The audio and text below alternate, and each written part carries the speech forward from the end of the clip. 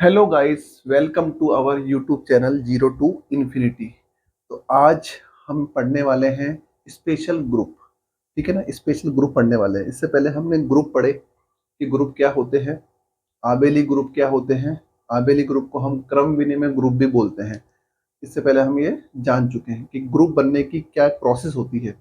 एक सेट और एक ऑपरेशन यानी कि संक्रिया ली जाए तो हम उनको परफॉर्म करते हुए कैसे ग्रुप बनाते हैं। ग्रुप बनने की कुछ प्रोसेस होती है। जैसे पहले ग्रुप नहीं बनता, पहले ग्रुपोइड बनता है। पहले क्या होता है, ग्रुपोइड होता है, फिर सेमी ग्रुप बनता है, फिर मोनोइड बनता है, फिर ग्रुप बनता है। ठीक है, एक एक स्टेप को पार करते करते हम जाते हैं और हम ग्रुप तक पहुंचते हैं। फिर ग्रुप के बाद में पहुंचते हैं आबेली ग्रुप तक। तो इसके बाद हम पढ़ने वाले हैं अब स्पेशल ग्रुप को। तो देखिए स्पेशल ग्रुप क्या होता है। Special group, special group, special group होता क्या है, ध्यान से देखिएगा। स्पेशल ग्रुप होता क्या है। अगर आपको अच्छा लगे तो आप हमारे चैनल को सब्सक्राइब कर लीजिएगा और शेयर कर दीजिएगा। ठीक है, ताकि हमें मोटिवेशन मिलता रहे। क्योंकि कैमरे पे पढ़ाना थोड़ा सा दिक्कत होती है कैमरे पे पढ़ाने पर, क्योंकि बेसिकली हम किसी को नहीं पढ़ा रहे होते, हमें कोई दिख नहीं रहा होता, तो हम कैमरे पे रिकॉर्ड कर रहे होते हैं, तो हमें कैमरे को पढ़ाना होता है।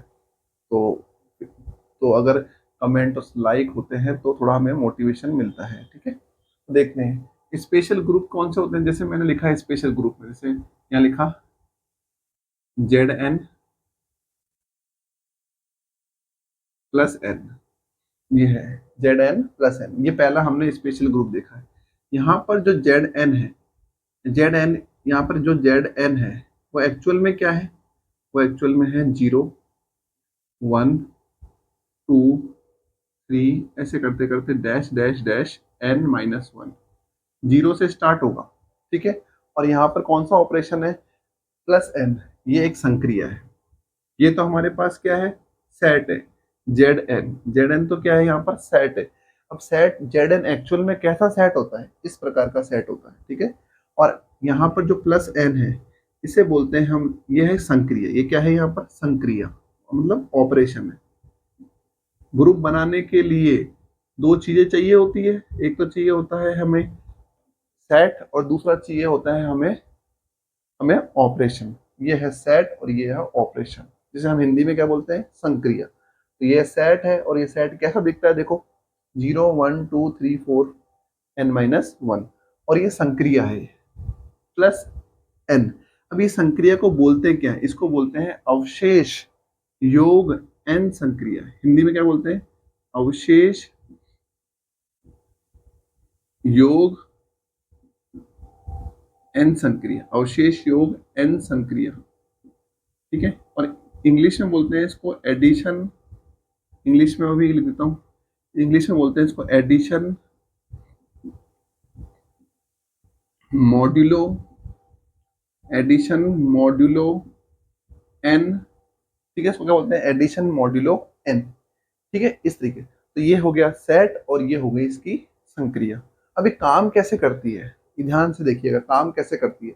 जैसे मैं इस सेट में से कोई दो एलिमेंट लूंगा, इस सेट में से मैं कोई दो एलिमेंट लूंगा और उस पर क्या लगाऊंगा, ये संक्रिया लगाऊंगा। तो देखना कैसे काम करेगी। सपोज मैंने एक लिया, वैल्यू लिया a, ये a वैल्यू किससे आ रही है, Zn से है।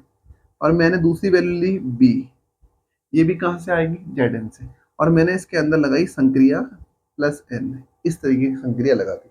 अब ये काम कैसे करेगी, ध्यान से देखिए। ये काम करती है, इसका मतलब ही होता है अवशेष योग। ठीक है, तो थोड़ा मैं बताता हूँ अवशेष योग क्या होता है एक्चुअल में, मैं बताता हूँ। अब देखिए आगे, अगर मैंने एक वैल्यू यहाँ से ली a, दूसरी वैल्यू भी यहाँ से ली b, और इन दोनों के बीच में ये वाला ऑपरेशन लगाया, तो कैसे काम करेगा। अगर a प्लस बी का जो वैल्यू है, अगर जोड़ने पर a प्लस बी का जो वैल्यू है वो n, ये जो n दिख रहा है आपको, अगर n से छोटा आ रहा है, n से क्या आ रहा है, छोटा, अगर a प्लस बी को आप जोड़ रहे हो, a प्लस बी को अगर आप जोड़ रहे हो और वो n से छोटा आता है, n यहाँ पर लिखा हुआ मिलेगा आपको, n से छोटा आता है, तो कुछ नहीं, तो फिर आप a प्लस बी ही लिख दीजिए, जो भी सम आ रहा है वो लिख दीजिए। पर अगर a प्लस बी को जोड़ने पर, a प्लस बी को जोड़ने पर एन आ जाए या एन से बड़ा आ जाए, एन आ जाए या एन से बड़ा आ जाए, तो ए प्लस बी में एन का भाग दे दो, एन का भाग दे दो, मतलब ए प्लस बी को डिवाइड कर दीजिए, किससे, एन से डिवाइड कर दीजिए। ठीक है, भाग देने पर जो रिमाइंडर आता है, जो क्या है, भाग शेषफल आए वो लिख दो, रिमाइंडर आए वो लिख दो, तो शेषफल आए उसे लिखो, उसे लिखो। ठीक है, ये ध्यान रखिएगा, ये आपको ध्यान रखना है।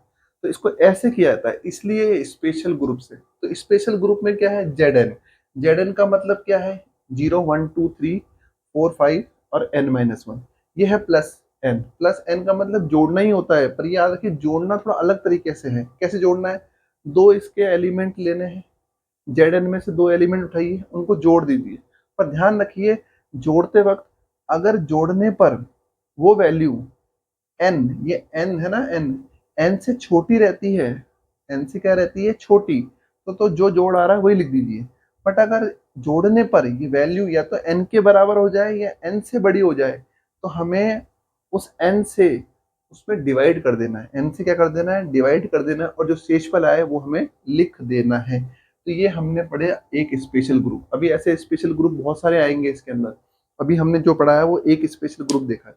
अब हम इसके एग्जाम्पल देखते हैं, आपको एग्जाम्पल कराते हैं कि एग्जाम्पल कैसे होते हैं। ठीक है, ध्यान रखिएगा, इस तरीके के क्वेश्चन पूछे जाते हैं। स्पेशल ग्रुप अगर जैसे जैसे आप धीरे धीरे आगे बढ़ेंगे, वैसे वैसे आपको धीरे धीरे मैथमेटिक्स का डेवलपमेंट कैसे हुआ ये मालूम पड़ता हुआ जाएगा। तो चलिए एग्जाम्पल बढ़ते हैं आगे। तो चलिए देखिए एग्जाम्पल, ये हमने एग्जाम्पल लिखा है। अब ध्यान सुनिए, वही है, स्पेशल ग्रुप है, इसमें एन की वैल्यू कितनी दिख रही है आपको, 4। ठीक है, एन की वैल्यू 4 दिख रही है आपको, सेम दिख रही है यहाँ पर। ध्यान से सुनिएगा, इसमें Z4 का मतलब क्या होगा, Z4 का यहाँ पर अगर मैं मतलब लिखना चाहूँ तो Z4 का मतलब क्या होगा, Z4 का मतलब होगा 0 1 2 और 3। Z4 का मतलब यहाँ पे, ठीक है, यही होगा। जैसे अगर मैं आपको सपोज थोड़ा सा आइडिया दूं, तो आपको यहाँ पर थोड़ा सा नोट में, जब ZN और प्लस एन था, तो क्या था ZN का मतलब, ZN का मतलब था 0 से स्टार्ट होगा, 0 1 2 डैश डैश n-1, एक कम रहेगा। अगर यहाँ n है तो यहाँ पर n-1 रहेगा। ठीक है, n है तो यहाँ पर n-1 रहेगा। वैसे ही अगर 4 है तो एक कम रहेगा, 0 से स्टार्ट होगा, 4 तक जाना है, यहाँ पर क्या लिखा है 4, तो एक कम कर दो, तो 4-1 कहाँ तक जाएगा, 3 तक ही जाएगा। ठीक है, अब हमारे पास में ये हो गया, हमारे पास में एक्चुअल में सेट। ठीक है, और ये हमारे पास ऑपरेशन। अब ध्यान से देखो, इस सेट के अंदर जो है वो एलिमेंट फाइनाइट है कि इनफाइनाइट है, फाइनाइट एलिमेंट है। ठीक है, तो फाइनाइट एलिमेंट है तो हम कैसे निकालते हैं कि पता करते हैं ग्रुप है या नहीं है, तो हम केले टेबल बनाएंगे। हम लिखेंगे 0 1 2 और 3, 0 1 2 3, और यहाँ भी लिखेंगे 0 1 2 और 3। थोड़ा फास्ट करेंगे इसको। ठीक है, और यहाँ पर कौन सा ऑपरेशन लगाएंगे, अब क्या होगा देखो, इस केस के अकॉर्डिंग मैं बताता हूँ, इस केस के अकॉर्डिंग कैसे बनेगा। मैं दो वैल्यू लूंगा इसमें से, कौन से वैल्यू, दो वैल्यू लूंगा, ए और बी वैल्यू लूंगा, और इसमें कौन सा वो लगाऊंगा ऑपरेशन, ये वाला। ए और बी मैंने दो वैल्यू यहाँ से ली है, और उसमें कौन सा ऑपरेशन लगाया गया है, उसमें लगाया गया हमने +4। ठीक है, तो इसको कैसे सॉल्व किया जाएगा, अगर a प्लस बी की वैल्यू, a प्लस बी की वैल्यू 4 से छोटी आती है, ये 4 लिखा है ना, a प्लस बी का वैल्यू 4 से छोटा है, तो a प्लस बी लिख दो। और अगर a प्लस बी का जो वैल्यू है वो 4 आ जाए या 4 से बड़ा आ जाए, तो a प्लस बी में 4 का डिवाइड कर दो, मैं 4 का डिवाइड कर दो, 4 का डिवाइड करो, और जो रिमाइंडर आए, और जो रिमाइंडर आए उसे लिखो, जो रिमाइंडर आए उसे लिखो, आए उसे लिखो, उसे लिखो। ठीक है, उसे लिखो, बस इतना ध्यान रखना। तो देखिए ध्यान से सुनना, अब मैं जोड़ रहा हूँ, ध्यान सुनना, इसके कंडीशन के अकॉर्डिंग। मैंने 0 में 0 जोड़ा, 0 + 0, जीरो प्लस जीरो कितना होगा जोड़ने पे? जीरो ही होगा। चार से छोटा आ रहा है कि नहीं आ रहा है अभी? ठीक है, तो अगर मैं जोड़ रहा हूँ, जैसे मैंने लिया जीरो, या मैंने लिया जीरो, और दूसरा ही मैंने क्या लिया जीरो, और जोड़ूंगा तो कितना आएगा बताओ? जोड़ने पे सिंपल जोड़ना है आपको, जीरो ही आएगा। और जीरो एक्चुअल में चार से छोटा ही होता है, चार से छोटा होता है तो जो जोड़ने पर आंसर आया है वो लिख दो। जोड़ने पर आंसर आया है हमारा जीरो।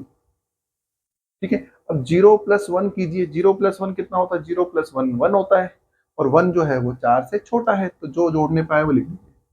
जीरो प्लस टू कितना होता है? जीरो प्लस टू टू होता है, और टू चार से छोटा होता है, तो आप उसको टू लिख दीजिए। Zero plus three three. जब तक चार से चार ना आ जाए या चार से बड़ा ना आ जाए तब तक हमें जो आता है वही लिख देना है।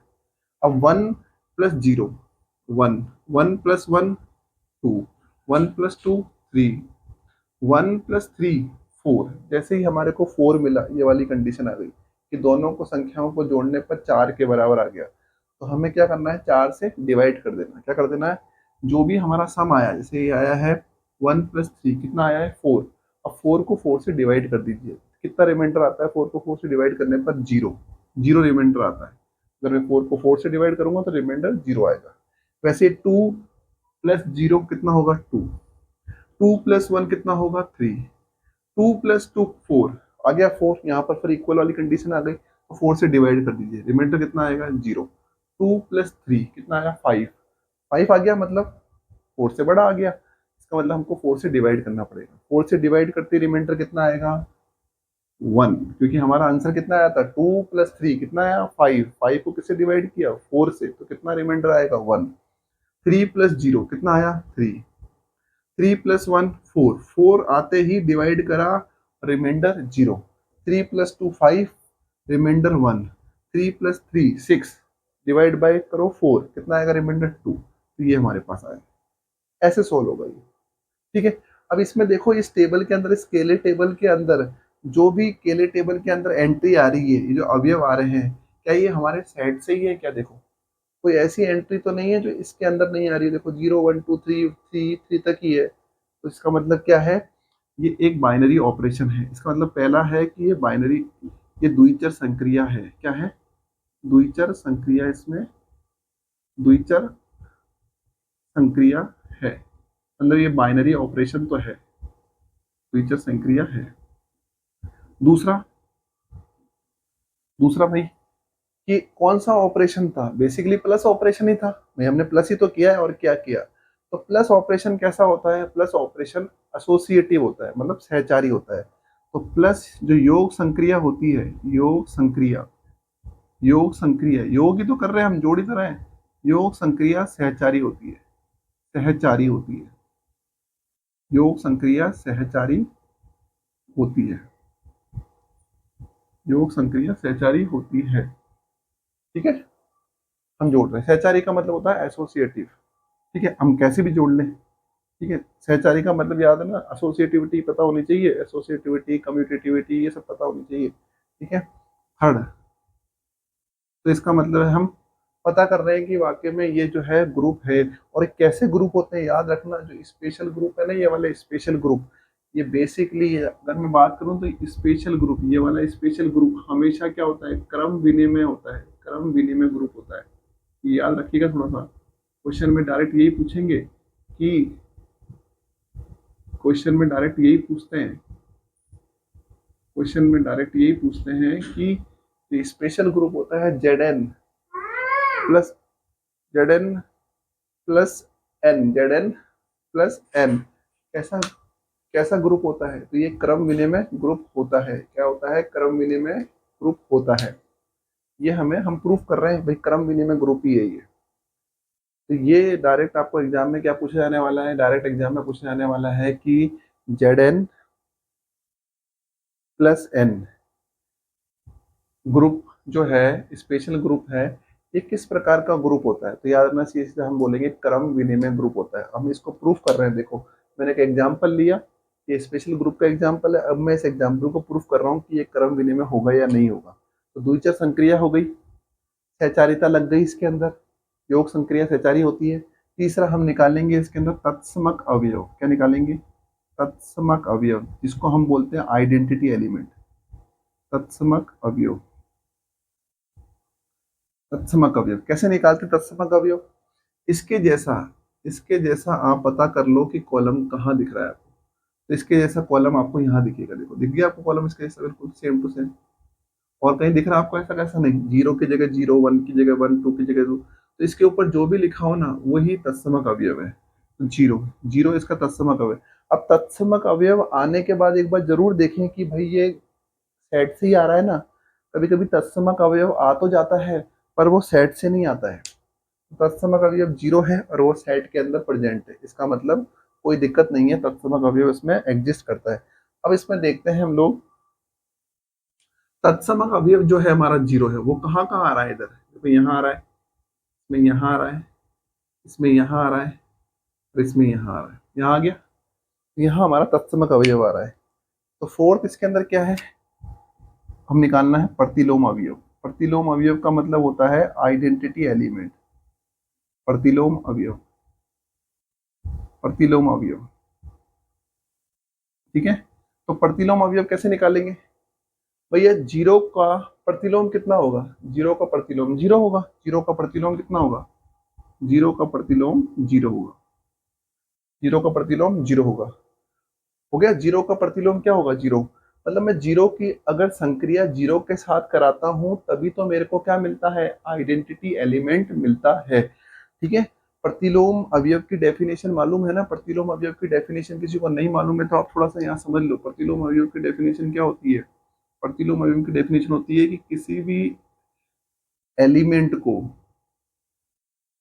अगर मैं किसी दूसरे एलिमेंट से, दूसरा भी हो सकता है स्वयं भी हो सकता है, से मैं संक्रिया करा रहा हूँ और मेरे को क्या मिल रहा है?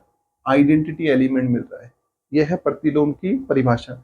मैं किसी भी अवयव को किसी दूसरे अवयव, दूसरा भी हो सकता है या इसके जैसा भी हो सकता है, किसी भी अवयव को किसी दूसरे अवयव या उस जैसे अवयव के साथ में संक्रिया कराता हूं तो प्रतिलोम अवयव अगर मुझे मिल जाता है तो यहाँ पर जो ये पी है वो क्या कहलाएगा? वो पी कहलाएगा ए का प्रतिलोम। क्या कहलाएगा? ए का प्रतिलोम। तो मैंने जीरो की संक्रिया जीरो के साथ करवाई तो मुझे क्या मिला? प्रतिलोम। तो ये जीरो क्या होगा? इसका क्या होगा? प्रतिलोम, ठीक है। अब देखिए, वन की संक्रिया मैंने तीन के साथ कराई, वन की संक्रिया मैंने तीन के साथ कराई तब मेरे को क्या मिला? प्रतिलोम अवयव मिला। तो वन की संक्रिया मैंने किसके साथ कराई? तीन के साथ। तो मुझे क्या मिला? प्रतिलोम अवयव। तो देखो, मैं अगर यहाँ पे शॉर्ट में लिखूं, ए की जगह वन लिख दो और पी की जगह तीन लिख दो तो मुझे क्या मिला? जीरो। सही है ना? और ई यहाँ पर क्या है? प्रतिलोम ही है, ये रहा। सॉरी, ई क्या है यहाँ पर? जीरो है, तत्समक अवयव है। मिला कि नहीं मिला? तो हम कह सकते हैं कि जो तीन है वो किसका प्रतिलोम है? एक का। और एक किसका प्रतिलोम है? तीन का। तो हम कह सकते हैं एक का प्रतिलोम कितना है? तीन। ठीक है, इधर चलते हैं। दो की संक्रिया मैंने दो के साथ कराई तो मुझे क्या मिला? तत्समक अवयव मिला। तो मुझे क्या मिला? तत्समक अवयव। दो का इनवर्स क्या होगा? दो ही होगा। दो का इनवर्स दो होगा, ठीक है। अब मैंने तीन की संक्रिया एक के साथ कराई तो मुझे क्या मिला? तो मुझे मिला है तत्समक अवयव। तीन की संक्रिया मैंने एक के साथ कराई तो मुझे क्या मिला? तत्समक अवयव। तीन का इनवर्स कितना होगा? तीन का इनवर्स होगा एक। तीन का इनवर्स क्या होगा? एक। मतलब तीन का इनवर्स होगा एक। तो इसका मतलब क्या है? सभी अवयवों के प्रतिलोम यहाँ पर एग्जिस्ट करते हैं। सभी अवयवों के देखो प्रतिलोम यहाँ पर एग्जिस्ट कर रहे हैं कि नहीं कर रहे? ठीक है भाई। और एक चीज और भी ध्यान रखना है इसके अंदर, तो एक मोटी बात जो एक याद रखना, तत्समक अवयव क्या है? जीरो। याद रखना, तत्समक अवयव, ये तत्समक अवयव ही है। तत्समक अवयव का प्रतिलोम हमेशा तत्समक अवयव ही होता है। ये इंपॉर्टेंट थ्योरम्स है, याद रखना, चैप्टर थ्योरम्स का ये पूरा। तो मैं एक छोटी सी बात यहाँ लिख देता हूँ, छोटी सी बात यहाँ पर मैं मेंशन कर देता हूँ कि तत्समक अवयव का प्रतिलोम, कभी भी याद रखना, तत्समक अवयव का जो प्रतिलोम होता है, तत्समक अवयव का प्रतिलोम स्वयं होता है। क्या होता है? स्वयं होता है। स्वयं होता है। स्वयं होता है। तत्समक अवयव का प्रतिलोम क्या होता है? स्वयं होता है, ठीक है। तो हमें ये मालूम चल गया, तो ग्रुप तो है ही। ग्रुप तो है ही। और एक मोटी बात और याद रखो कि भाई ये कितने ऑर्डर, इसकी बताओ, इस ग्रुप का ऑर्डर कितना है, 4, ए 1 2 3 4, इस ग्रुप का ऑर्डर क्या है, 4 है। अगर इस ग्रुप का ऑर्डर 4 है तो याद रखिएगा कि इसके अंदर एक अवयव ऐसा होगा जिसका प्रतिलोम वह स्वयं होगा, जिसका प्रतिलोम वो क्या होगा, स्वयं होगा। देखो, देखो तत्समक अवयव का प्रतिलोम तो वो स्वयं होता है, ठीक है, तत्समक अवयव कितना है, 0, 0 का प्रतिलोम तो वो स्वयं होगा। इसके अलावा भी एक इसमें ऐसा एलिमेंट होगा, इसके अलावा भी इसमें एक एलिमेंट ऐसा होगा जो है जिसका प्रतिलोम वो स्वयं होगा। देखना किसका, 1 का प्रतिलोम 3 है, 3 का प्रतिलोम 1 है, तो 2 का प्रतिलोम देखो क्या है, 2। यहाँ पर ये वाला अवयव, इसका प्रतिलोम देखो स्वयं है ये। तो याद रखना, जिस भी ग्रुप का ऑर्डर 4 होता है, जिस भी ग्रुप का ऑर्डर क्या होता है, 4 होता है, उस ग्रुप में तत्समक अवयव के अलावा, तत्समक अवयव के अलावा एक अवयव और होगा जिसका प्रतिलोम वह स्वयं होगा। प्रतिलोम क्या होगा, वह स्वयं होगा। तो ये लिख देता हूँ मैं बात आपको, या तो फिर आप लिख सकते हो इसको कि 4 कोटि के, यहाँ पे लिख रहा हूं मैं, 4 कोटि के, 4 कोटि के ग्रुप में, 4 कोटि के ग्रुप में, 4 कोटि के ग्रुप में तत्समक अवयव के अलावा, तत्समक अवयव के अलावा, अवयव के अलावा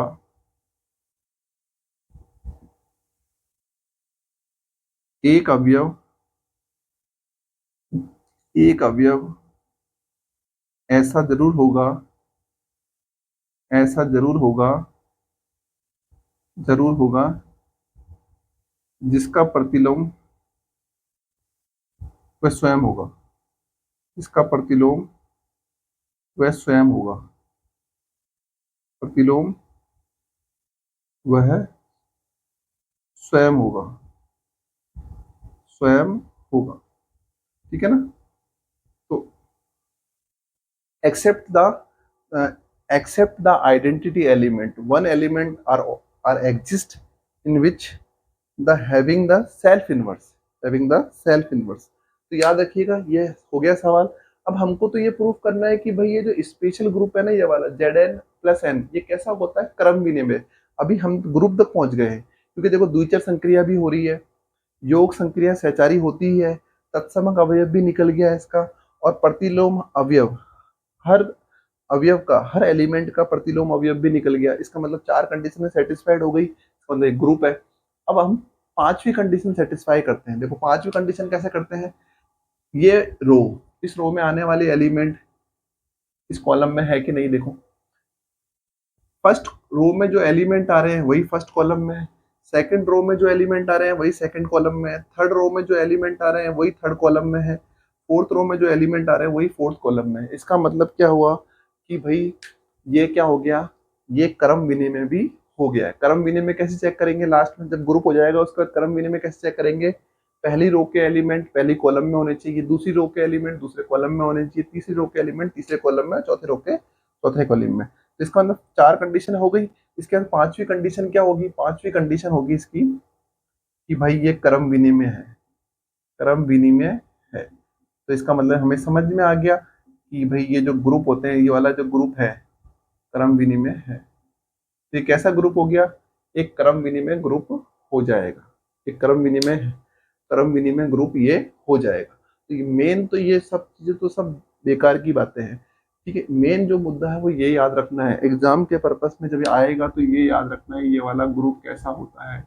ये एक स्पेशल ग्रुप है, ये एक स्पेशल ग्रुप है जिसमें Zn का मतलब ये होता है, प्लस n का मतलब ये होता है, और ये जो ग्रुप होता है वो किसी भी n के लिए, यहाँ n की वैल्यू आपकी मर्जी करे जो ले लेना, n की वैल्यू 5 ले लो, 10 ले लो, 2 ले लो, 10 7 ले लो, 5 कुछ भी ले लो, ठीक है, n की वैल्यू आप कुछ भी ले लो। यहाँ पर ये कैसे होगा, क्रम विनिमय ग्रुप ही होगा। जैसे मैं एक एग्जाम्पल और ले लेता हूँ, उसमें मैं n की वैल्यू दूसरी ले लूंगा, तो याद रखना हमेशा क्या आएगा, क्रम विनिमय ग्रुप ही आएगा। तो मोस्ट इंपॉर्टेंट थिंग सवाल में, क्वेश्चन में ये लिखा आएगा, एक ये लैंग्वेज बेस्ड क्वेश्चन आते हैं, इसमें एक ऑप्शन ऐसा आएगा कि Zn कॉमा प्लस n एक क्रम विनिमय ग्रुप नहीं होता है, तो गलत ऑप्शन है भाई, क्रम विनिमय होता है भाई, हमने पढ़ा है ये तो, ठीक है, प्रूफ भी किया है पूरा हमको। तो एक क्वेश्चन और लेके प्रूफ कर लेते हैं। देखो यहाँ पर, ठीक है, अगर अच्छा लग रहा हो, क्योंकि मैं कोशिश कर रहा हूँ काफी कि आपको समझ में आए। देखो चीजें टफ है, इसलिए समझ में नहीं आती है, थोड़ा सा पेशेंस रखेंगे समझ में आ जाएगी, ठीक है। हमने सारा पढ़ा है बिल्कुल, एक से लेकर जेड तक बारीक से बारीक चीजें पढ़ी है, तो इसलिए हम आपको समझा पा रहे हैं। तो अगर इस आपको सही लगे तो इसको आगे शेयर कर दीजिएगा, ठीक है। तो देखिए इसमें ये आपके पास कैसा है, स्पेशल ग्रुप है, ठीक है। इसमें एन की वैल्यू कितनी है, 5। इससे पहले अपन ने 4 ली थी, अब 5 ली है। तो यहाँ पर देखिए Z5 का क्या मीनिंग होगा, Z5 का मीनिंग होगा हमारे पास में 0, 1, 2, 3 और 4, ये होगा 0, 1, 2, 3 और 4, एक कम होगा। और ये इसके अंदर एलिमेंट कैसे हैं, इसके अंदर जो एलिमेंट है फाइनाइट है, तो हम केले टेबल बनाएंगे 2, 3 और 4, 0, 1, 2 और 3 और 4, ठीक है। और यहाँ पर जो ऑपरेशन लगेगा 5। इसका मतलब क्या है कि आप दोनों संख्या को जोड़िए, दोनों संख्याओं को जोड़िए, और जोड़ने के बाद अगर 5 से कम रहती है तो वही लिख दीजिए। जोड़ने के बाद अगर 5 से कम आता है नंबर, तो वही जो जोड़ा है ना आपने, वही लिख दीजिए। पर अगर 5 आ जाए या 5 से ज्यादा आ जाए, या तो 5 आ जाए क्योंकि एन की वैल्यू अब 5 है, या तो 5 आ जाए या 5 से ज्यादा आ जाए ना, तभी हमको डिवाइड करना है। किससे डिवाइड करना है, 5 से। तो देखिए एक बात ध्यान समझिएगा, 0 प्लस 0, 0, इसका मतलब 5 से कम ही है। 0 प्लस 1, 1, 5 से कम है। 0 प्लस 2, 2, 5 से कम है। 0 प्लस 3, 3, 5 से कम है। 0 प्लस 4, 5 से कम है। 0, 1 plus 0, 1, 1 plus 1, 2, 1 plus 2, 3, 1 plus 3, 4, 1 plus 4, 5 आ गया 5। जैसे ही 5 आ जाए या 5 से बड़ा आ जाए, डिवाइड किससे करना है, डिवाइड जो एन की वैल्यू है 5, 5 से डिवाइड कर दीजिए। तो 5 आया है तो 5 से डिवाइड कीजिए, रिमाइंडर कितना आएगा, 0। रिमाइंडर लिखना याद रखना, तभी तो इसको बोलते हैं अवशेष योग। अवशेष मतलब योग करने के बाद में अगर नंबर n से बड़ा या बराबर आ जाता है, तो हमें उसका अवशेष लिखना है। सिर्फ अवशेष मतलब बचा हुआ भाग लिखना है, ठीक है। 2 और 0 कितना हुआ, 2, 2 और 1, 3, 2 और 2, 4, 2 और 3 क्या हो गया, 5। जैसे ही 5 आया डिवाइड करो 5 से, रिमाइंडर कितना आया, 0। 2 प्लस 4, 6, डिवाइड करो 5 से, रिमाइंडर कितना आया, 2। 3 प्लस 0, 3, 3 प्लस 1, 4, 3 प्लस 2, 5, 5 आते ही डिवाइड करो 5 से और रिमाइंडर लिखो 0। 3 प्लस 3, 6, रिमाइंडर कितना आएगा, 2। 3 प्लस 4, 7, 7, रिमाइंडर कितना आएगा, 3। 4 प्लस 0, 4, 4 प्लस 1, 5, 5 आते ही रिमाइंडर 0। 4 प्लस 2, रिमाइंडर कितना आएगा, 2। 4 प्लस 3, 4 प्लस 3, 7, 7 का रिमाइंडर कितना होगा, अगर 5 से डिवाइड करेंगे, 2। 4 प्लस 4, 8, 8, 5 का रिमाइंडर 3, यही होगा भाई। 5 का रिमाइंडर कितना होगा, 5 से डिवाइड करेंगे तो 4 और 4 8 होगा, डिवाइड करेंगे 3 ही आएगा, ठीक है। ये हमारे पास में हो गया है। तो देखिए इसमें इसमें जो भी अवयव आ रहे हैं, जो भी हमारे को अवयव मिल रहे हैं, वो सब किससे आ रहे हैं, इसी से आ रहे हैं। कहीं कुछ नंबर है क्या, देखो इसमें 4 तक लिखा है, तो कहीं बाहर आ रहा है क्या, नहीं आ रहा है। इसका मतलब द्विचर संक्रिया है। द्विचर संक्रिया तो है। द्विचर संक्रिया कैसे देखते हैं, मतलब बाइनरी ऑपरेशन है ये, द्विचर संक्रिया है। बाइनरी ऑपरेशन कैसे देखते हैं, मालूम चल गया, ठीक है। बाइनरी ऑपरेशन देखने का तरीका है कि केले टेबल में जो भी अवयव आ रहे हैं वो हमारे सेट से आने चाहिए, तो आ रहे हैं सेट से, सारे के सारे सेट से ही हैं। दूसरा, हमने कौन सी चीज लगाई है यहाँ पर, प्लस ऑपरेशन किया है, जोड़ी तो किया है। तो प्लस जो होता है योग संक्रिया, योग जो होती है, योग संक्रिया मतलब जो प्लस ऑपरेशन होता है वो कैसा होता है, वो सहचारी होता है। सहचारी का मतलब होता है एसोसिएटिव होता है, सहचारी होता है, ठीक है। तीसरा तीसरा तीसरा हमारे पास में है तत्समक अवयव। क्या है, तत्समक अवयव। तत्समक अवयव। और तत्समक अवयव क्या होगा इसका, तत्समक अवयव होगा इसका, देखिए तत्समक अवयव निकालने का तरीका क्या होता है, यहाँ पर जो आ रहा है कॉलम है, उसके जैसा कॉलम कहाँ है, तो इसके जैसा कॉलम ये रहा, ठीक है। और इसके ऊपर जो लिखा होगा वही क्या होगा, इसका तत्समक अवयव, तो 0। तो क्या 0 इसमें आ रहा है क्या, देख लीजिए। तत्समक अवयव निकालने के बाद भी एक बार सेट में जरूर चेक कर लीजिएगा कि वो उससे मैच होना चाहिए। 0 इसके अंदर है, इसका मतलब तत्समक अवयव सही है। फिर चौथा है कि हम इसका क्या निकालें, चौथा क्या है कि हम इसका क्या निकालें, प्रतिलोम अवयव। क्या निकालें, प्रतिलोम। देखिए प्रतिलोम अवयव कैसे निकालते हैं, प्रतिलोम अवयव, प्रतिलोम अवयव निकालने का तरीका है कि देख लीजिए, प्रतिलोम अवयव निकालने के लिए क्या करना पड़ता है, तत्सम अवयव कितना है, जीरो, तो हर जगह जीरो मेन से। इसमें जीरो कहाँ आ रहा है, यहाँ पे आ रहा है। इसमें जीरो कहाँ आ रहा है, यहाँ आ रहा है। इसमें जीरो कहाँ आ रहा है, यहाँ आ रहा है। इसमें जीरो कहाँ आ रहा है, यहाँ। इसमें जीरो कहाँ है, यहाँ। तो बस लिख दीजिए सबका प्रतिलोम। प्रतिलोम कैसे लिखेंगे, जीरो का प्रतिलोम कितना होगा, जीरो। जीरो की जीरो से संक्रिया कराते हैं तब तत्सम अवयव आता है, तो जीरो का प्रतिलोम कितना होगा, जीरो। ठीक है। वन की किससे संक्रिया कराते हैं तब जीरो आता है, वन की फोर से संक्रिया कराते हैं जीरो आता है, तो वन का प्रतिलोम चार हो गया। टू की किससे संक्रिया कराते हैं तब जीरो आता है, तो टू की संक्रिया कराई जाती है तीन से, तो टू का प्रतिलोम हो गया तीन। तीन का किससे संक्रिया कराया जब जीरो आ जाए, तो दो से। तीन की संक्रिया कराई जाती है दो से। और चार की संक्रिया किससे कराई जाए, वन से, तो आता है तत्सम अवयव। तो ये हमारे क्या हो गए, सारों के क्या हो गए, ये हमारे प्रतिलोम हो गए। तो दो का प्रतिलोम तीन है, एक का प्रतिलोम चार है। ठीक है, ये हो गया प्रतिलोम अवयव। अब इसके बाद, तो इसके बाद पांचवी की स्टेप क्या है कि देखिए, पहली रो में जो आ रहे हैं एलिमेंट वही पहले कॉलम में है कि नहीं, 0 1 2 3 4, 0 1 2 3 4। पहले दूसरी रो में देखिए, दूसरी रो में जो आ रहे हैं 1 2 3 4 0, 1 2 3 4 0, वही है। इसका मतलब जो रो, इस रो में आने वाले पहली रो के एलिमेंट पहले कॉलम के बराबर है, दूसरी रो के एलिमेंट दूसरे कॉलम के बराबर है, तीसरी रो के एलिमेंट तीसरे कॉलम के बराबर है। इसका मतलब ये क्या है, क्रम विनिमय है। क्रम विनिमय, क्रम विनिमय रूल फॉलो करता है। क्रम विनिमय, क्रम विनिमय है। क्रम विनिमय का मतलब होता है कॉम्यूटेटिविटी, या कॉम्यूटेटिविटी शो करती है। इसका मतलब क्या हुआ कि ये Z5 प्लस X5 + 5 ये कैसा है, क्रम विनिमय ग्रुप है। क्रम विनिमय ग्रुप है, क्रम विनिमय है। तो मोस्ट इंपॉर्टेंट लाइन जो आपको याद रखनी है वो ये है, मोस्ट इंपॉर्टेंट लाइन जो आपको याद रखनी है वो यही है, जो मैं लिख रहा हूँ आपको। मोस्ट इंपॉर्टेंट लाइन जो आपको याद रखनी है, इन सबके, ये सब सॉल्व करना आता है, अच्छी बात है। ये Zn + n सदैव, सदैव क्रम विनिमय होता है। सदैव क्या होता है, क्रम विनिमय, क्रम विनिमय ग्रुप है, क्रम विनिमय होता है, क्रम विनिमय है, सदैव क्रम विनिमय है। ठीक है, Zn + n सदैव क्रम विनिमय है। आप n की वैल्यू कुछ भी ले लो, n की वैल्यू पॉजिटिव में आप कुछ भी ले लो। ठीक है ना, तो याद रखिएगा ये इंपॉर्टेंट थिंग। अब चलते हैं नेक्स्ट स्पेशल ग्रुप की तरफ। चलिए, तो दूसरा देखते हैं हम लोग।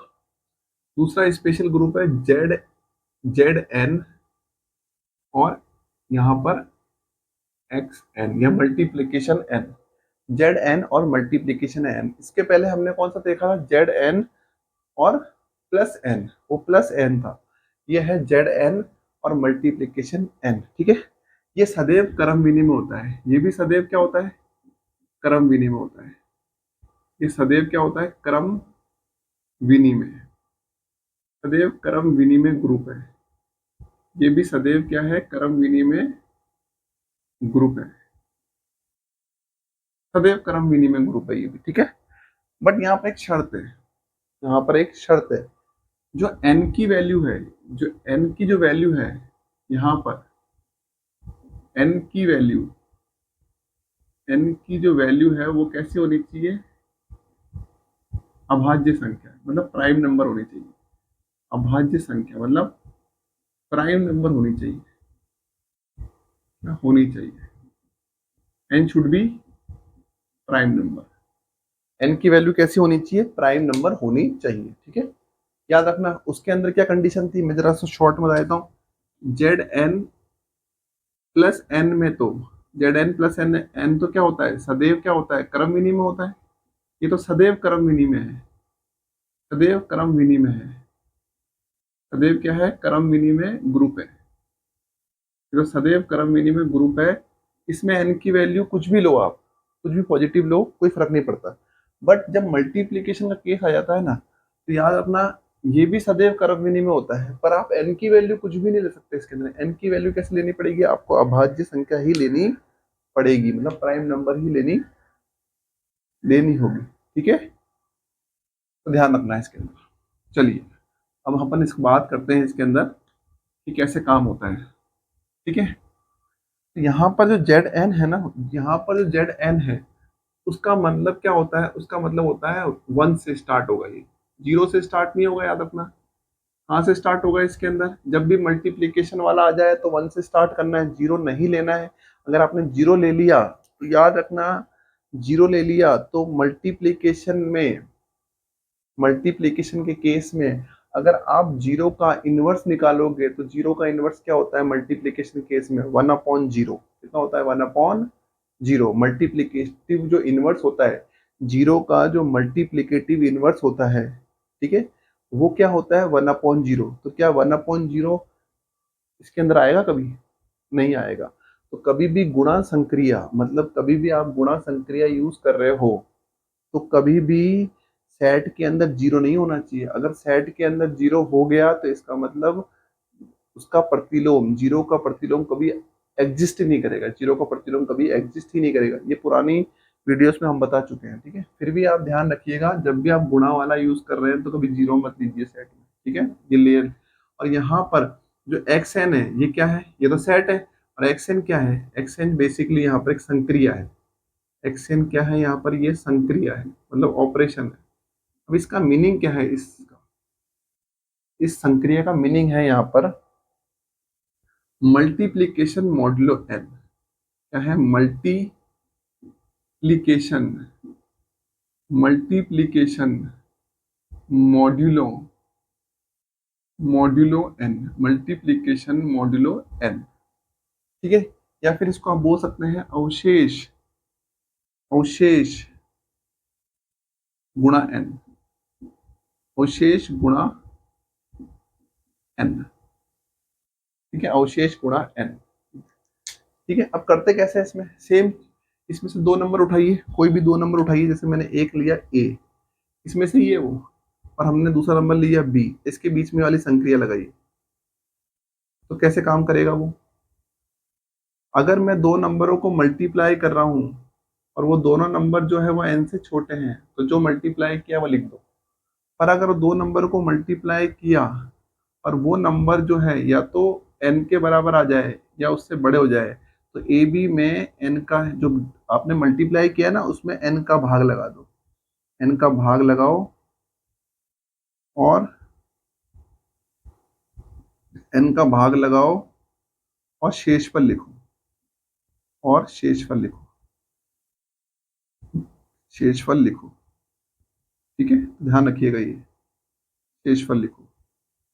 ये वैसा का वैसा ही प्रोसेस है, बस यहाँ मल्टीप्लीकेशन करना होगा। ठीक है, तो अब इस पे हम एक क्वेश्चन करते हैं। तो ये सेकंड पढ़ रहे हैं हम स्पेशल ग्रुप में। ठीक है, जेड एन मल्टीप्लीकेशन एन। चलते हैं इसके एग्जाम्पल की तरफ। देखिए, तो ये क्वेश्चन लिया है हमने। ठीक है, अगर आपको सही अच्छा लग रहा हो तो आप इसको लाइक कर दीजिएगा, थोड़ा कमेंट भी कर दीजिएगा क्या दिक्कत आ रही है। देखो, बोर्ड तो हमारे पास यही है अभी फिलहाल, और कैमरा भी मैं मोबाइल से ही शूट कर रहा हूँ उसको।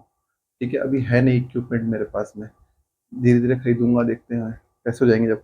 तो ध्यान से देखिए, अभी आप इसको समझ में आ जाए आपको। मैं कोशिश कर रहा हूँ, प्रयत्न कर रहा हूँ लगातार। मुझे पता है कि मेरे को 2 साल इसको लगातार फिर मेहनत करती रहना पड़ेगा इसके साथ में, और मैं कोशिश करता रहूँगा। ठीक है, ये कॉलेज की मैथमेटिक्स है, क्योंकि स्कूल की मैथमेटिक्स में पढ़ा चुका हूँ, तो कॉलेज की मैथमेटिक्स में पढ़ा रहा हूँ ताकि थोड़ा इजी बनाया जा सके इसे। ठीक है, ध्यान से देखना, Z4 और X4। यहाँ पर हमने देखो ये कौन सा है, जेड एन। इस मैच, अगर इससे मैच कराया जाए तो क्या होगा, जेड एन और एक्स एन। और ये मैंने आपको बताया था जेड एन एक्स एन क्रम विनिमय ग्रुप तभी बन सकता है जब एन अभाज्य संख्या हो। क्या हो, अभाज्य संख्या। तो यहाँ पर देखो, ये अभाज्य संख्या तो नहीं है भैया, ये अभाज्य संख्या नहीं है। ये अभाज्य संख्या है क्या, 4 नहीं है। प्राइम नंबर है क्या, नहीं है। तो इसका मतलब ये ग्रुप, क्रम विनिमय ग्रुप बनाएगा क्या, नहीं बनाएगा। तो चेक कर लेते हैं बनाएगा कि नहीं बनाएगा। ठीक है, तो Z4 का मतलब क्या होगा, मल्टीप्लीकेशन का केस है, इसलिए 0 से स्टार्ट नहीं करेंगे, 1 से करेंगे। 1 2 और 3, 1 2 और 3, ठीक है। अब इसको लिख लीजिए 1 2 और 3, 1 2 और 3, 1 2 और 3, यहाँ पर डालिए ये ऑप्शन। अब करिए मल्टीप्लाई, 1 को 1 से मल्टीप्लाई कीजिए, 1 को 1 से मल्टीप्लाई करेंगे तो 1 आएगा। जब तक 4 नहीं आता तब तक हम डिवाइड नहीं करेंगे। 4 आ जाए या 4 से बड़ा आ जाए तभी डिवाइड करेंगे। 1 को 1 से मल्टीप्लाई किया 1 आया, 1 को 2 से मल्टीप्लाई किया 2 आया, 1 को 3 से मल्टीप्लाई किया 3 आया, 2 को 1 से किया 2 आया, 2 को 2 से किया कितना आ गया 4, कितना आ गया 4। जब 4 आएगा मल्टीप्लाई करने के बाद 4 आएगा या 4 से बड़ा आएगा तो ही हम किसे डिवाइड करेंगे 4 से। तो यहाँ देखो 2 को 2 से मल्टीप्लाई करने पर कितना आया 4, आ गया 4, तो 4 को किसे डिवाइड कीजिए 4 से, तो कितना आएगा रिमाइंडर 0, लिखिए 0।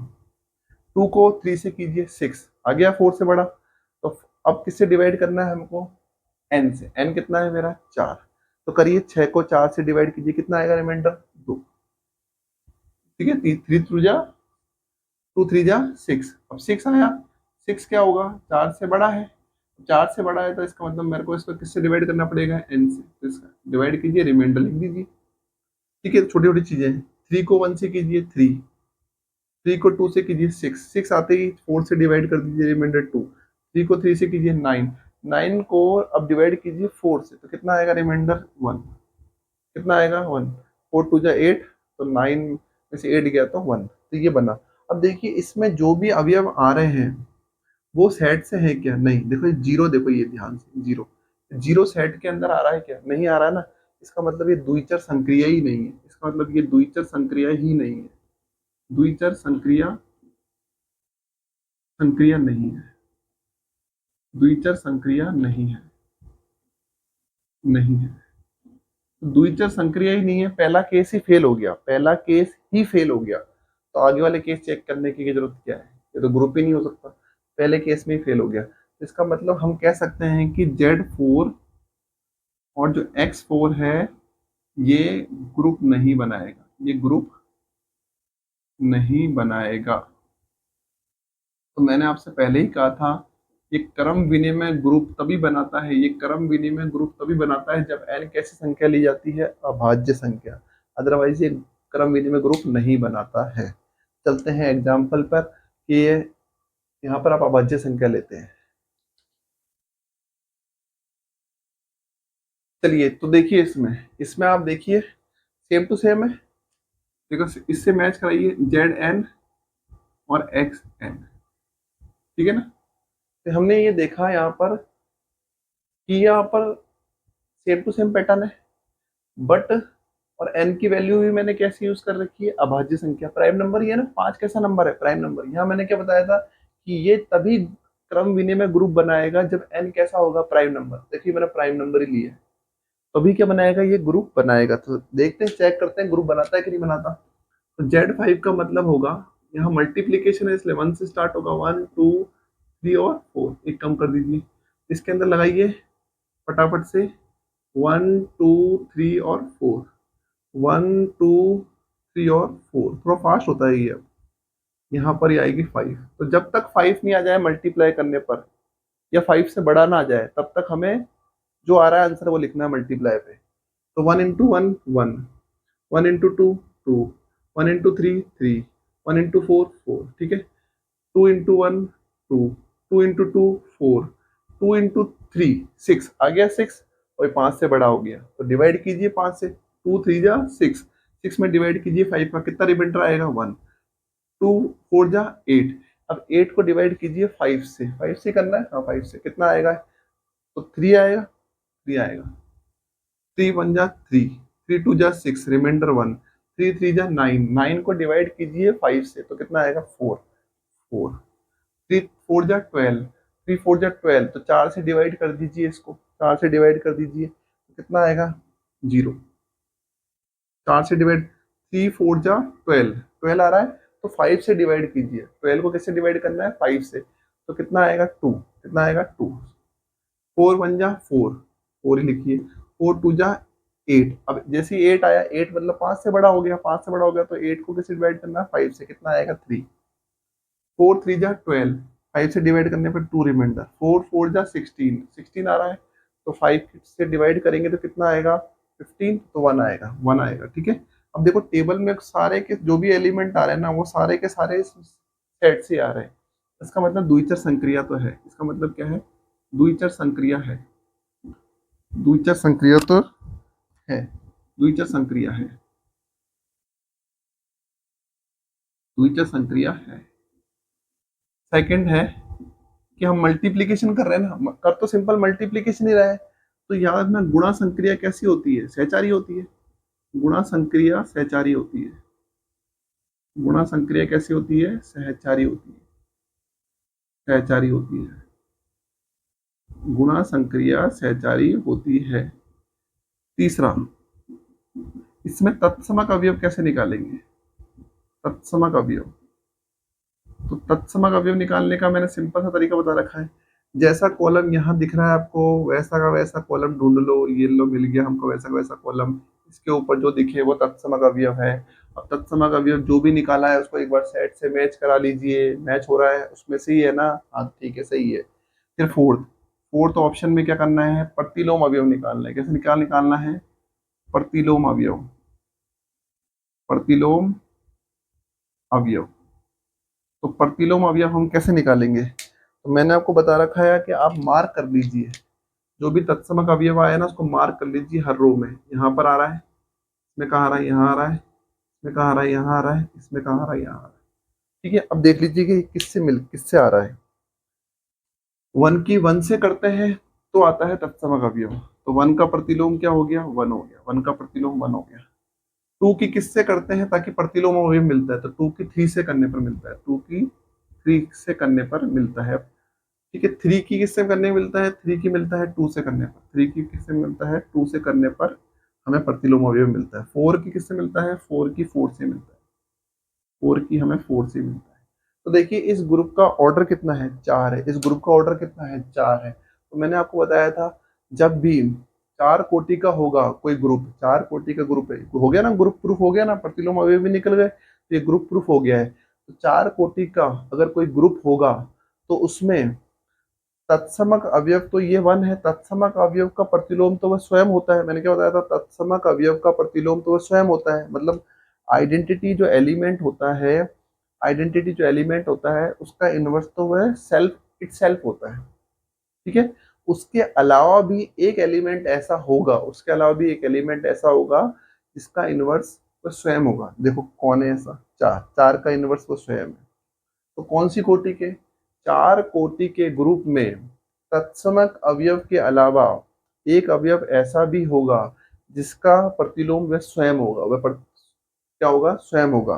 तत्समक अवयव का प्रतिलोम तो वो खुद ही होता है। ठीक है, और पांचवा कंडीशन जो हमको चेक करनी है, पांचवी है फर्स्ट रो फर्स्ट कॉलम के बराबर, सेकंड रो सेकंड कॉलम के बराबर, थर्ड रो, देखो थर्ड रो ये है और थर्ड कॉलम ये, 3 1 4 2, 3 1 4 2। इसका मतलब हर रो, पहली रो पहले कॉलम के बराबर, दूसरी रो दूसरे कॉलम के बराबर, मतलब क्रम विनिमयता है इसमें, क्रम विनिमय है ये। क्या है, क्रम विनिमय, जिसको हम इंग्लिश में बोलते हैं कॉम्यूटेटिविटी, क्रम विनिमय है। ठीक है, क्रम विनिमय, क्रम विनिमय है। तो इसका मतलब क्या हुआ, Z5 X5 एक क्रम विनिमय ग्रुप है, क्रम विनिमय ग्रुप है। ठीक है, मेन जो थ्योरम मैंने आपको बताई है ना वो याद रखने की, मेन जो थ्योरम मैं आपको बता के चल रहा हूँ वो ये है, वो दो ही हम यही निकल के आई है कि जेड ये वाला और एक ये वाला, ये दो ही हमने पढ़ी है अभी तक। ये क्रम विनय में होती है, ये भी क्रम विनय में होती है। इसमें कोई कंडीशन नहीं है एन की, पर इसमें कंडीशन है एन की कि एन अभाज्य संख्या होनी चाहिए, प्राइम नंबर होना चाहिए। ठीक है, ये दो ही है, ये सब मैंने करके दिखा दिया आपको। ठीक है, तो याद रखिएगा इन दोनों कंडीशंस को। अब चलते हैं आगे। देखिए इस क्वेश्चन को देखिए आप, ठीक है, ये सेकंड ग्रेड 2013 के अंदर पूछा गया क्वेश्चन है, इसमें ध्यान से देखिए और कोशिश कीजिए कि वो चीज को रिलेट करें। ठीक है, ध्यान से सुनना। अभी ये आपने पढ़ रखा है, इस चीज को आप जानते हो, इस चीज का मतलब होता है मल्टीप्लीकेशन मॉड्यूलो एन। ठीक है, तो इसका सिंपल मल्टी, इसका मतलब सिंपल मल्टीप्लीकेशन नहीं होता, इसका मतलब होता है कि मल्टीप्लाई करने पर यदि संख्या n से छोटी रहती है, n से क्या रहती है, छोटी रहती है, तो वैसा का वैसा लिख दो। पर n आ जाए या n से बड़ी आ जाए, n आ जाए या n से बड़ी आ जाए, तो डिवाइड करना पड़ता है जो n दे रखा होता है। तो n कितना दे रखा है यहाँ पर 10। तो अगर हम दो संख्याओं को मल्टीप्लाई कर रहे हैं और 10 से छोटा आंसर आ रहा है तो कोई दिक्कत नहीं, वो लिख दो। पर 10 आ गया या 10 से बड़ा आ गया है तो हमें क्या करना पड़ेगा, डिवाइड करना पड़ेगा 10 से। 10 से डिवाइड करेंगे और जो रिमाइंडर आएगा वो लिखना होगा, ठीक है, ध्यान रखिएगा। तो अभी हमको क्या करना है, और यहाँ पर एक चीज और ध्यान रखना, कुछ बच्चे ऐसे सोचते हैं सर यहाँ पर लिखा होता है एक्स एन एन, तो यहाँ पर जेड 10 लिखा होना चाहिए, ठीक है। अब आपने ये पढ़ाया था कि ये तो सर अभाज्य संख्या है ही नहीं, आपने ये पढ़ाया था कि जेड एन और एक्स एन जो है ये तभी क्या होगा, क्रम विनिमय ग्रुप होगा जब एन अभाज्य संख्या है। बट याद रखना, जेड दे रखा हो तब, अगर ये जेड ही हटा दे, ये जेड को ही हटा दे और अपने हिसाब से कोई सेट डाल दे, अपने हिसाब से कुछ भी डाल दे, जेड हटा दे और अपने हिसाब से कुछ भी डाल दे, कुछ जेड हटा दिया और अपने हिसाब से कुछ भी डाल दिया, तो फिर ये अपन को वही करना है, सिंपल तरीका, अपन को सिंपल करना है। क्या करना है अपन को, सिंपल, अपन को सिंपल ये करना है कि अपन को सिर्फ और सिर्फ मल्टीप्लाई कराना है, दोनों संख्याओं का मल्टीप्लाई कराना है। n से छोटा आ जाए तो वही लिखो, अदरवाइज डिवाइड करके रिमाइंडर लिखो, ठीक है। याद रखना, अगर यहाँ पर xn लिखा हुआ है तो आगे zn लिखा हुआ हो तो ही चेक करना, तो ही हम ये बोल सकते हैं कि n अगर अभाज्य संख्या होगी तो ये क्रम विनिमय होगा, ठीक है। zn और xn दोनों लिखा हुआ होना चाहिए, तो n पे हमें ध्यान देना है। n अभाज्य होगा तो ही क्या होगा, क्रम विनिमय। पर सिंपल सा लिखा है xn और zn नहीं लिखा है, zn की जगह उसने अपने मन से कुछ भी सेट डाल दिया है, तो हमें वही करना है, सिंपल सा काम करना है। हमें तो मल्टीप्लाई करवाना है, मल्टीप्लाई करवा के n से छोटा आ जाए लिख दो, n से बड़ा आ जाए, n आ जाए, डिवाइड कर दो, बस कुछ भी नहीं देखना है, ठीक है। तो कोई ध्यान नहीं लगाना है, जब ये चीज होना तभी ध्यान लगाना, ये चीज लिखी हो, दोनों चीजें लिखी हो एक साथ तो ही ध्यान रखना, n की वैल्यू अभाज्य संख्या होनी चाहिए, n की वैल्यू अभाज्य संख्या होनी चाहिए, तभी ये क्या होगा, क्रम विनिमय ग्रुप होगा। अभी तो सिंपल सा क्वेश्चन है, ये सिंपल सा क्वेश्चन ये है कि ये कैसा सेट है बताओ, फाइनाइट है कि इनफाइनाइट है। पहले सेट लिखा होता है फिर संक्रिया लिखी होती है, तो फाइनाइट सेट है, कैसा सेट है, फाइनाइट। फाइनाइट सेट है तो इसका मतलब इसको सीधे डालो टेबल में, ये टेबल में डालो, ठीक है, टेबल में डाला। और हमको निकालना क्या है, तत्समक अवयव, और हमको ऑपरेशन क्या परफॉर्म करना है, 10। इसका मतलब इनको मल्टीप्लाई करो, 10 आ जाता है या 10 से बड़ा आता है तो ही डिवाइड करना है। तो 2 2 जा 4, 2 4 जा 8, 6 2 जा 12, अरे 2 6 जा 12, 12 मतलब 10 से बड़ा हो गया, तो कितनी बार रिमाइंडर कितना आएगा, 2। 2 8 जा 16, 2 8 जा कितना होता है, 2 8 जा होता है 16, और 16 में कैसे डिवाइड करेंगे, 10 से। 10 से डिवाइड करने पर कितना एलसीएम आएगा, सॉरी कितना रिमाइंडर आएगा, 6। 4 2 जा 8, 4 2 जा 8, कोई दिक्कत नहीं है, 8 तो लिख सकते हैं अपन। 4 4 जा 16, 16 में 10 से डिवाइड कीजिए तो रिमाइंडर आएगा 6। 4 6 जा 24, 4 6 जा 24, 10 से डिवाइड कीजिए तो कितना आएगा, 10 से डिवाइड करने पे 4 आएगा। 4 8 जा 32, 32 में आएगा 2। 6 2 जा 12, 12 में आएगा 2। 6 4 जा 24, 24 में 4। 6 6 जा 36, 36 में 6। 6 8 जा 48, 48 में 8, ठीक है। 16, 16 में कितना, 6, और 32, 32 में कितना, 2, और 8 6 48, 48 में 10 का भाग दो, 8 आएगा रिमाइंडर, और 8 में 64, 64 में आएगा 4, यही आएगा रिमाइंडर। याद रखना, जब भी संख्या, जब हम मल्टीप्लाई कर रहे हैं ना, इसका मतलब मल्टीप्लीकेशन ही होता है बस, सिंपल सा, ठीक है। जब भी हम मल्टीप्लाई कर रहे हैं तो या तो 10 आ जाए या 10 से बड़ा आ जाए तो ही डिवाइड करना, अदरवाइज नहीं करना है, जो आता है वही लिख देना। अब देखो इसमें जो भी नंबर आ रहे हैं ना, सभी सेट से है कि नहीं, 4 8 2 6 4, चार आठ दो छः, 4 8 2 6, 4 8 2 6, मतलब सारी संख्या किसी सेट से ही है, तो इसका मतलब द्विचर संक्रिया तो है ये, द्विचर संक्रिया तो है ये भैया, द्विचर संक्रिया, तो इसमें कोई दिक्कत नहीं है, द्विचर संक्रिया है ये।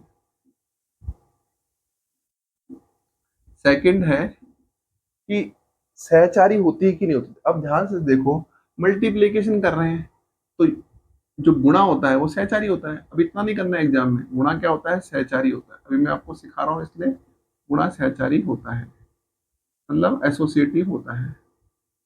फिर थर्ड वन है इसका तत्समक अवयव, और यही क्वेश्चन हमसे पूछा गया है, तत्समक अवयव बताइए। तत्समक अवयव निकालने का सिंपल तरीका क्या है, यहाँ पर जो कॉलम आ रहा है वैसा का वैसा कॉलम देखो कहाँ आ रहा है, यहाँ तो नहीं आ रहा है, यहाँ तो नहीं आ रहा है, यहाँ आ रहा है, देखो आ रहा है। तो इसका तत्समक अवयव कितना हो जाएगा, 6। तो तत्समक अवयव ही निकालने को बोला था। तत्समक अवयव कितना होगा, 6 है इसका, और 6 सेट में आ रहा है कि नहीं आ रहा, आ रहा है सेट में, इसका मतलब इसका आंसर कितना आएगा, 6 आएगा, बस इतना सा आएगा। और अगर आपको प्रतिलोम निकालना हो तो जो 6 है तत्समक अवयव वो देख लो कहाँ कहाँ आ रहा है, यहाँ आ रहा है, यहाँ आ रहा है, यहाँ आ रहा है और यहाँ आ रहा है। तो 2 का प्रतिलोम कितना होगा, 2 का प्रतिलोम होगा 8, क्योंकि 2 को जब 8 से संक्रिया कराते हैं तो ही तत्समक अवयव आता है। 2 का प्रतिलोम 8 होगा, ठीक है। 4 का प्रतिलोम कितना होगा, 4 होगा, 4 का प्रतिलोम 4। तो मैं लिख देता हूँ, चलो प्रतिलोम अवयव, फोर्थ एक नोट डालते हैं, प्रतिलोम अवयव, ताकि आपको प्रतिलोम भी निकालना आ जाए। प्रतिलोम अवयव, तो देखिए किसका, 2 का प्रतिलोम कितना होगा, 8, 2 का प्रतिलोम 8, ठीक है। 4 का प्रतिलोम 4, 4 का प्रतिलोम 4, 6 का प्रतिलोम 6, 6 का प्रतिलोम 6, 8 का प्रतिलोम 2, 8 का प्रतिलोम 2, देखो है ना। तो ये ग्रुप बन गया। अभी 4 कोटि का है ना, देखो ये ग्रुप कितने कोटि का है, 4 कोटि का है। 4 कोटि के ग्रुप में तत्समक अवयव का प्रतिलोम तो वह स्वयं होता है, पर एक अन्य भी होगा अवयव जिसका प्रतिलोम वो स्वयं होगा। देखो 4 का 4 है और किसी का तो नहीं है। तत्समक अवयव का प्रतिलोम तो स्वयं होता है, ये तो याद रखना है। पर 4 कोटि के ग्रुप में तत्समक अवयव के अलावा एक और अवयव ऐसा होता है जिसका प्रतिलोम स्वयं होता है, ठीक है। तो ये आपने देखा, ठीक है। अब चलते हैं आगे।